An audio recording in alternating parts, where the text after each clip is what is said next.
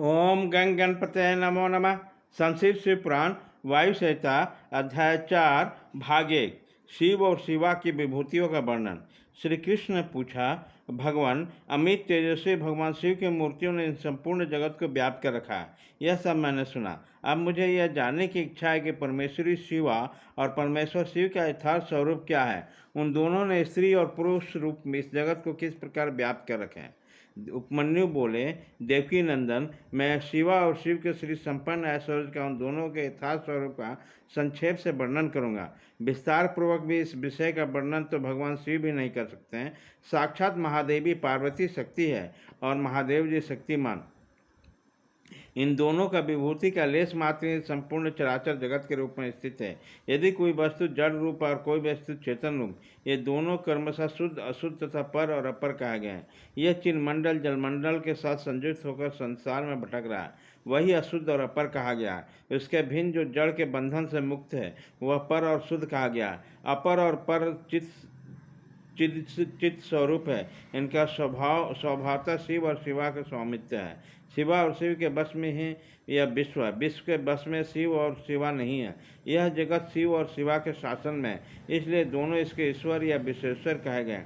जैसे शिव है वैसे शिवा देवी है, तथा जैसे शिवा देवी है वैसे शिव है। जिस तरह चंद्रमा और उसकी चांदनी में कोई अंतर नहीं है, उसी प्रकार शिव और शिवा में कोई अंतर न समझे। जैसे चंद्रमा के बिना या जैसे चंद्रिका के बिना चंद्रमा सुशोभित नहीं हो सकते हैं, उसी प्रकार शिव विद्यमान होने पर भी शक्ति के बिना सुशोभित नहीं होते।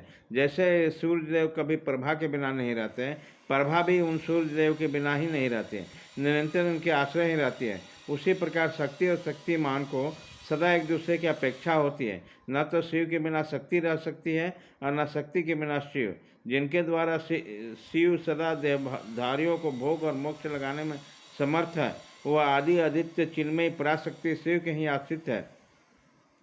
ज्ञानी पुरुष उसी शक्ति को सर्वेश्वर परमात्मा शिव के अनुरूप उन अलौकिक गुणों के कारण उन समधर्मिणी कहते हैं। यही एकमात्र चिन्मयी पराशक्ति सृष्टि धर्मिणी है। वही शिव की इच्छा से विभागपूर्वक नाना प्रकार के विश्व की रचना करती है। यह शक्ति मूल प्रकृति माया और त्रिगुणा 3 प्रकार की बताई गई है। वो शक्ति रूपनी शिवा ने ही जगत का विस्तार किया। व्यवहार भेद से शक्तियों के 1, 2, 100, 1000 और बहुसंख्यक भेद हो जाते हैं। शिव की इच्छा से पराशक्ति शिव तत्व के साथ एकता को प्राप्त होती है। तब से कल्प आदि में उसी प्रकार सृष्टि का प्रादुर्भाव होता है, जैसे तिल से तेल का। तदंतर शक्तिमान से शक्ति में क्रिया में शक्ति प्रकट होती है। उसके विक्षुब्ध होने पर आदिकाल से पहले नाद की उत्पत्ति हुई, फिर नाद से बिंदु का प्रकट हो गया और बिंदु से सदाशिव देव का। उन सदाशिव से महेश्वर प्रकट हुए और महेश्वर से शुद्ध विद्या, यह वाणी की ईश्वरी है। यह इस प्रकार त्रिशूलधारी महेश्वर से बागेश्वरी नामक शक्ति का प्रादुर्भाव हुआ, जो वर्णों अक्षरों के रूप में विस्तार प्राप्त होती है और मातृका कहलाती है। तदंतर अनंत के समावेश से माया ने काल, नियति, कला और विद्या की सृष्टि की। कला से राहु तथा पुरुष हुए, फिर माया से त्रिगुणात्मकता अव्यक्त प्रकृति हुई। उन त्रिगुणात्मक अव्यक्त से 3 गुण पृथक पृथक प्रकट हुए। उनके नाम हैं सत्व, रज और तमः। इनमें यह संपूर्ण जगत व्याप्त है। गुणों में क्षोभ होने के कारण गुणेश नामक 3 मूर्तियां प्रकट हुई। साथ ही महत आदि तत्वों का क्रमशः प्रादुर्भाव हुआ। उन्हीं से शिव की आज्ञा से असंख्य अंडपिंड प्रकट होते हैं, जो अनंत और विदेशर चक्रवर्तियों से अधिष्ठित हैं।